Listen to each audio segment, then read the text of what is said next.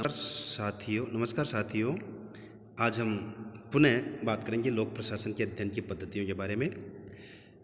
सबसे पहले हमने कल पढ़ा था पारंपरिक और संगठनात्मक दृष्टिकोण। आज हम व्यवहारवादी दृष्टिकोण के बारे में। ये व्यवहारवादी दृष्टिकोण द्वितीय विश्व युद्ध के बाद प्रारंभ होता है। इसके प्रमुख धारणा जो मानने वाले थे वो Simon, Wiener, Sayers, Hedy, Stokes और रिक्स, ये लोक प्रशासन में व्यवहारवादी दृष्टिकोण को मानने वाले हैं।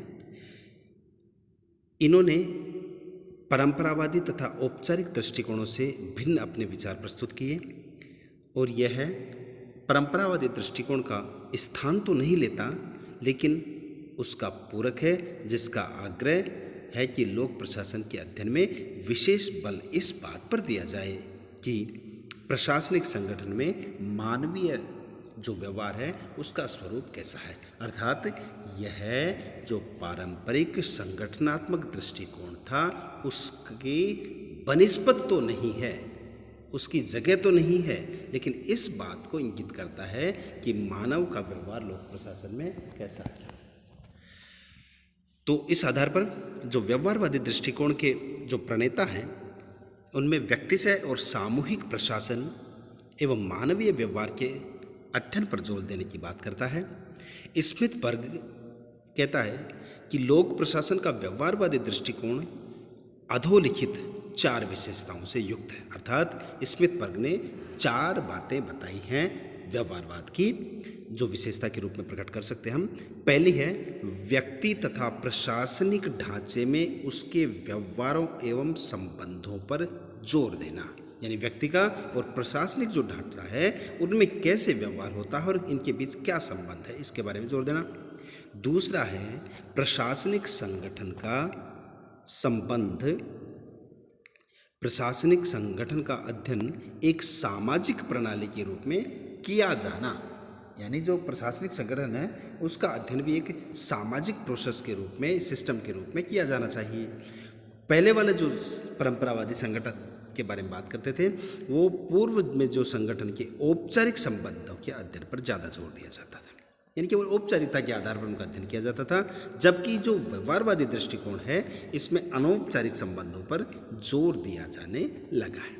तीसरा है संप्रभुता जो सिद्धांत है उसकी औचित्यता के सिद्धांत पर बल देना, अर्थात जो संप्रभुता है उसकी क्या औचित्यता है, प्रासंगिकता है, उसके बारे में फोकस करना।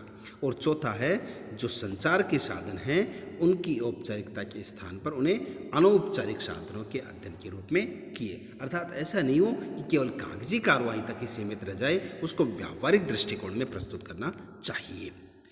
व्यवहारवादी ये दावा करते हैं कि जो भी संगठन हैं उनमें मानवीय व्यवहार और आचरण का निष्पक्ष परीक्षण तथा अध्ययन संभव है। व्यवहारवादी ये बात करते हैं कि जो मानवीय व्यवहार है संगठनों में उनमें आचरण और परीक्षण के बारे में अध्ययन संभव हो सकता है। व्यवहारवादी ये भी तर्क देते हैं कि प्रशासनिक संगठनों की व्यावहारिक गतिविधियों का सावधानीपूर्वक अध्ययन करके प्रशासनिक और संगठन के बारे में निश्चित रूप से कुछ सामान्य निष्कर्ष निकाले जा सकते हैं। अर्थात इनमें जो व्यावहारिक अध्ययन होगा, जो गतिविधियां होंगी उनका अध्ययन करके निष्कर्ष निकाले जा सकते हैं। व्यवहारवादियों के अनुसार संगठन कैसा है यह जानना परम आवश्यक है कि है, न कि कैसा होना चाहिए को जानना। अर्थात व्यवहारवादी चाहिए पर फोकस नहीं करेंगे, वो ये करेंगे है पर फोकस करेंगे कि वर्तमान समय में जो भी मानवीय व्यवहार है वो क्या है। ऐसा नहीं है कि क्या होना चाहिए। उन्हें आदर्शात्मक तथा अनुभवात्मक निष्कर्षों को अलग रखना पड़ेगा। संगठनात्मक ढांचे के अध्ययन के बजाय वह अधिक उपयोगी, मानव का अध्ययन उपयोगी होगा। अनुभवमूलक तथ्यों के आधार पर सामान्य निष्कर्ष निकाले जाने चाहिए जा सकते हैं तथा तथ्य एकत्रीकरण के विश्वसनीय तरीकों का प्रयोग होना चाहिए। व्यवहारवादी दृष्टिकोण अंतर्निर्भरता और अंतर अध्ययन ज्ञानों के एक समन्वित दृष्टिकोण है। अर्थात व्यवहारवादी में इंटरडिसिप्लिनरी अध्ययन है।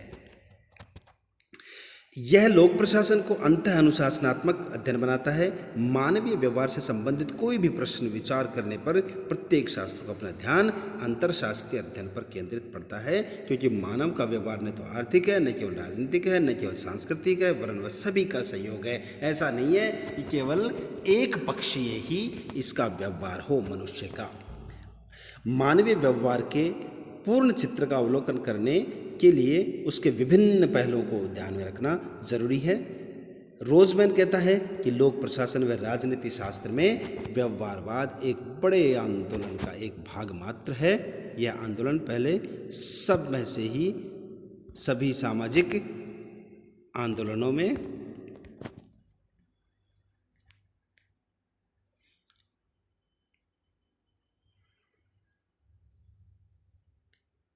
विज्ञानों में चल रहा था। लोक प्रशासन के अध्ययन को मैक्रो के माइक्रो, मैक्रो से माइक्रो, सैद्धांतिक से व्यावहारिक, एकाग्रता से समग्रता तथा वर्णन से विश्लेषण की ओर प्रवृत्त करने का श्रेय व्यवहारिक दृष्टिकोण को ही है। अर्थात इसमें सैद्धांतिकता की बजाय व्यावहारिकता पर फोकस किया जाता है। वर्तमान समय में व्यवहारवाद की कमियां भी हैं और कुछ इसके मूल्य तटस्थ नहीं है, अतः यह अवैज्ञानिक, अर्थात इसको वर्तमान में अवैज्ञानिक भी माना जा सकता है। रोजमैन परंपरावाद में आलोचना करने के लिए बहुत कुछ और अधिकांश परंपरावादी इसे मानते हैं। इस प्रकार व्यवहारवाद में आलोचना करने के लिए बहुत कुछ था और व्यवहारवादियों में इसके अधिकांश को स्वीकार भी कर लिया। अब व्यवहारवादी दृष्टिकोण के अनुसार लोक प्रशासन के अध्ययन के लिए जो पद्धतियां अपनाई जाती हैं उनमें प्रमुख है, अर्थात जो व्यवहारवादी दृष्टिकोण में किन किन पद्धतियों का प्रयोग किया जाएगा उसके बारे में ये बात करता है। तो हम ज़्यादा गहराई में न जाते हुए केवल हम इसके ऊपरी तौर पर अध्ययन करेंगे। तो पहला है मनोवैज्ञानिक पद्धति, अर्थात जो भी प्रशासन के क्षेत्र में मनोवैज्ञानिक पद्धति है उसका प्रयोग कैसे किया जाता है। तो इसका प्रयोग मिस फोलेट ने प्रारंभ किया और इसमें बताया कि जो काम करने वाला है उसका उस काम के प्रति मनोवैज्ञानिक दृष्टिकोण क्या है, प्रशासन में वह शामिल होता है तो उसकी मनोवैज्ञानिकता क्या है, उसका माइंडसेट क्या कह रहा है, साइकोलॉजी क्या कह रही है, इसका अध्ययन इसके अंतर्गत किया जाता है। अर्थात अगर कोई चीज़ का उत्पादन ज़्यादा करना हो तो वह आदमी उस चीज़ को उत्पादित करने में किस प्रकार की मानसिकता को रखता है। दूसरा है केस मेथड। इस पद्धति का विकास अमेरिका में हुआ और प्रशासकीय दृष्टि से प्रत्येक समस्या तथा इससे संबंधित निर्णय एक प्रकरण या केस है। जो भी प्रकरण है वो केस की तरह है और प्रशासन की किसी भी समस्या का सांगोपांग अध्ययन कर निष्कर्षों को निकाला जा सकता है। अर्थात उस प्रकरण का सीरियसली अध्ययन करने के बाद ही उसका निष्कर्ष निकाला जाना चाहिए ताकि उसको वर्तमान समय की कसौटी पर कस करके उसके निष्कर्ष पाया जा सके। इस पद्धति का प्रथम प्रयोग 1952 में संयुक्त राज्य अमेरिका में अंतः विश्वविद्यालय मामला कार्यक्रम में किया गया। इसमें अनुसंधान किए गए कि 20 मामलों का प्रकाशन हेराल्ड स्टाइड ने public administration and policy administration के नाम से किया गया।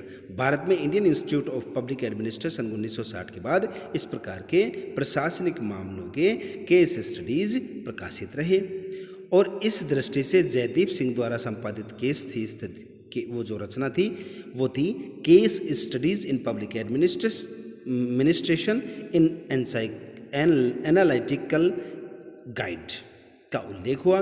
मसूरी में जो लाल बहादुर शास्त्री नेशनल एकेडमी है उसमें त्रैमासिक पत्रिका प्रकाशक के रूप में निकलती है जिसका अध्ययन प्रकाशित है, किंतु प्रशासनिक प्रक्रिया की जटिलता के कारण प्रकरण अध्ययन कठिन है।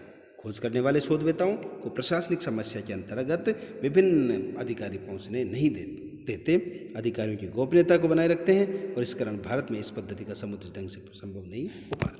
तीसरा है सांख्यिकी परिमाण पद्धति, the method of quantitative method, अर्थात जिस प्रकार से गणित में अध्ययन करके मात्रात्मक अध्ययन करके निष्कर्ष निकाले जाते हैं तो उसी प्रकार जो व्यवहारवादी दृष्टिकोण है उसमें सांख्यिकीय परिमाण पद्धति का प्रयोग किया जाता है।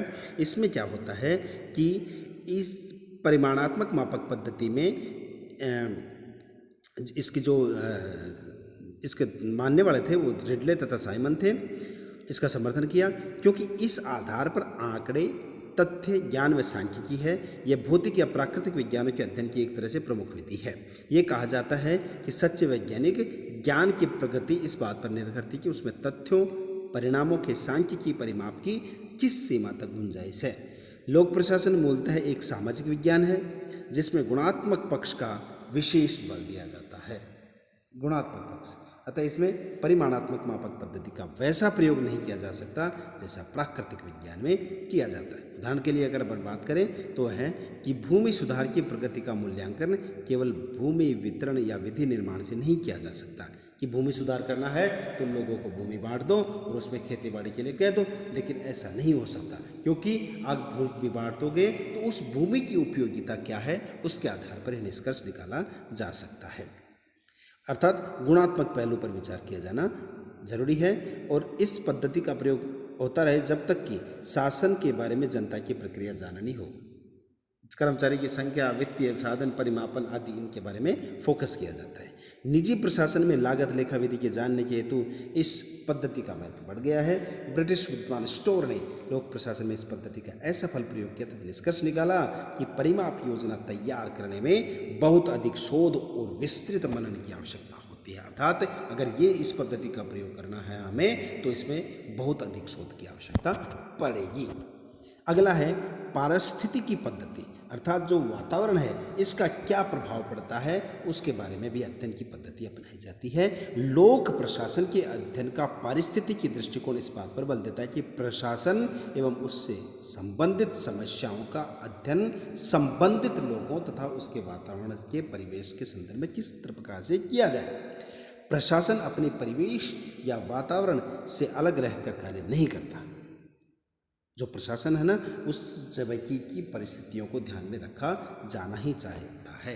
जैसे कि हम अगर बात करें तो कई बार क्या होता है कि किसी भी व्यक्ति को अगर मान लो कोई कैडर मिला हो और उस कैडर के परिस्थिति के बारे में वह अध्ययन नहीं करता तो उसको उस काम में कठिनाई पैदा होती है।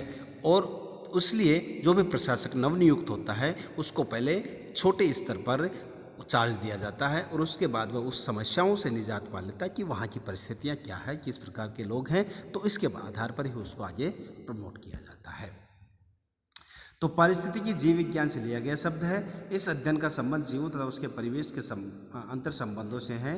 प्राणियों तथा उसके भौतिक एवं सामाजिक पर्यावरण की अंतःक्रिया का अध्ययन किया जाता है। कोई पौधा जो एक विशेष जलवायु में उग सकता है या विकसित हो सकता, दूसरे जलवायु में नहीं पनप सकता। इसी प्रकार प्रत्येक समाज का विकास उसके इतिहास, अपने संरचना और आदि के बारे में उसका जो वर्तमान परिवेश है उसमें ही वह फल फूल सकता है। तो हमने जो पहले बताया कि भाई किसी भी चीज़ को समझने के लिए उसमें पहले ग्रास रूट पर जाना पड़ेगा। इसके जो प्रणेता है उसमें J.M. गॉस, रॉबर्ट डाहल तथा रॉबर्ट M. मर्टन फ्रेडरिक्स इस लोक प्रशासन के अध्ययन में पारिस्थितिकी दृष्टिकोण की शुरुआत की, परंतु जो रिक्स ने इस दृष्टिकोण के प्रति महत्वपूर्ण योगदान प्रदान किया। तो इस प्रकार हमने दूसरा जो सिद्धांत था वो पढ़ा व्यवहारवादी दृष्टिकोण। अब हम बात करते हैं सिस्टम अप्रोच, व्यवस्था सिद्धांत। इसके प्रणेता डेविड ईस्टन थे जो कि उत्तर व्यवहारवाद के युग से इसे प्रारंभ किया जा चुका था। व्यवहारवाद के विरोध एक स्वाभाविक प्रतिक्रिया होते हुए उत्तर व्यवहारवाद वास्तव में इससे बहुत कुछ भिन्न व स्वतंत्र था। व्यवहारवाद का विरुद्ध आज औचित्य और उद्देश्यहीनता के तर्क प्रस्तुत किए जा रहे हैं तथा व्यवस्था दृष्टिकोण का बोलबाला बढ़ रहा है। परंपरावादी तथा व्यवहारवादी दृष्टि से भिन्न व्यवस्था उपागम एक ऐसा विचार है जो व्यवस्था को केंद्रीय तत्व मानकर उसके इर्द गिर्द अध्ययन का दायरा करता है। अर्थात व्यवस्था सिस्टम के इर्द गिर्द अध्ययन की बात करता है। व्यवस्था दृष्टिकोण चाहे कितना भी नया हो, इसके मूल सिद्धांत इतने अवश्य उभर चुके हैं कि इन्हें पहचाना जा सकता है। इन्हें कभी कभी संगति धर्म भी कहा जा सकता है। व्यवस्था दृष्टिकोण के समर्थक ये मानते हैं कि तकनीक से तथ्य पहले आने चाहिए। जो टेक्निक है उससे पहले तथ्यों का अध्ययन किया जाना चाहिए। मूल्यों का सृजन विकास होना चाहिए। मौलिक जानकारी की खोज होनी चाहिए। मूल्यात्मकता या निश्चितता का पृथक करना या विज्ञान की योग्यता परिधि में न आते हो। व्यवस्था प्रणाली के अनुसार संगठन का निर्माण किसी उद्देश्य की पूर्ति के लिए होता है। संगठनों में अंगों का पृथक कार्य होता है, किंतु उनके कार्यों का मूल्यांकन समग्र दृष्टि से किया जाना चाहिए। संगठन के समस्त अंग एक दूसरे पर निर्भर होते हैं तथा गतिशील होते हैं। प्रशासनिक ढांचे में आगत अथवा इनपुट्स तथा निर्गत अथवा आउटपुट्स में संबद्धात्मक गति होती है। इनपुट्स आएंगे, आउटपुट्स में चेंज होंगे, तो इनमें संबद्धात्मक गति होती है, जिससे प्रशासकीय व्यवस्था का संचालन होता है। लोक प्रशासन के क्षेत्र में आज व्यवस्था दृष्टिकोणों और विश्लेषणों की धूम है। डेविड ईस्टर ने उत्तर व्यवहारवादी व्यवस्था दृष्टिकोण भविष्यगामी है, एक सकारात्मक आंदोलन है। उत्तर व्यवहारवाद एक दोहरा आंदोलन है जो व्यक्ति, समूह और बौद्धिक प्रवृत्ति दोनों का प्रतिनिधित्व करता है। व्यवस्था सिद्धांत का मतलब यह है कि जो प्रशासनिक पर्यावरण है उसमें आगत आते हैं और फिर वो निर्गतों में कन्वर्ट होते हैं। जो आगत मानने योग्य उनको निर्गतों में कन्वर्ट कर दिया जाता है। अब है इसका निष्कर्ष, जो भी अपन ने अध्ययन किया उसका निष्कर्ष। तो हम इस प्रकार कह सकते हैं कि लोक प्रशासन के अध्ययन के लिए जो भी पद्धतियाँ अपन ने अपनाई, ये समझना नितांत गलत होगा कि इन पद्धतियों में कोई पारस्परिक विरोध है, अर्थात इनमें कोई आपस में विरोध नहीं है। वास्तव में ये परस्पर विरोधी होने के स्थान पर एक दूसरे के पूरक की तरह है। अर्थात पारंपरिक आई, फिर उसके बाद चेंजेस के रूप में व्यवहारवाद आया, व्यवहारवाद के बाद उत्तर व्यवहारवाद आता है और उत्तर व्यवहार और इनके सबके बाद व्यवस्था दृष्टिकोण आता है। तो ये आपस में एक दूसरे के पूरक हैं, ऐसा नहीं कोई आपस में ये विरोधी हैं। एक दूसरे की भूलों सुधारती हैं और कमियों को दूर करती हैं। ये सभी पद्धतियाँ आप एक दूसरे पर आश्रित होती हैं और इन पद्धतियों की सफलतापूर्वक प्रयोग किया जा सकता है जब इन पद्धतियों का प्रयोग साथ साथ किया जाए। न केवल निगमनात्मक और आगमनात्मक पद्धतियों में समन्वय किया जाना चाहिए, वरन लोक प्रशासन की परंपरागत पद्धतियों और आधुनिक व्यवहारवाद में भी समन्वय स्थापित करने का प्रयास किया जाना चाहिए। हमारे अध्ययन का जो आधार है वह परंपरागत पद्धतियाँ ही रहेंगी, लेकिन वैज्ञानिक पद्धति को भी उसमें समाविष्ट किया जाना चाहिए ताकि जो भी शुद्धता है, परिशुद्धता है, उसको प्राप्त की जा सके। तो इस आधार पर हम कह सकते हैं कि लोक प्रशासन में जो 3 अध्ययन की पद्धतियाँ अपनाई गई हैं, इनके आधार पर लोक प्रशासन को एक स्वतंत्र और सुदृढ़ विषय के रूप में हम प्रस्तुत कर सकते हैं। धन्यवाद।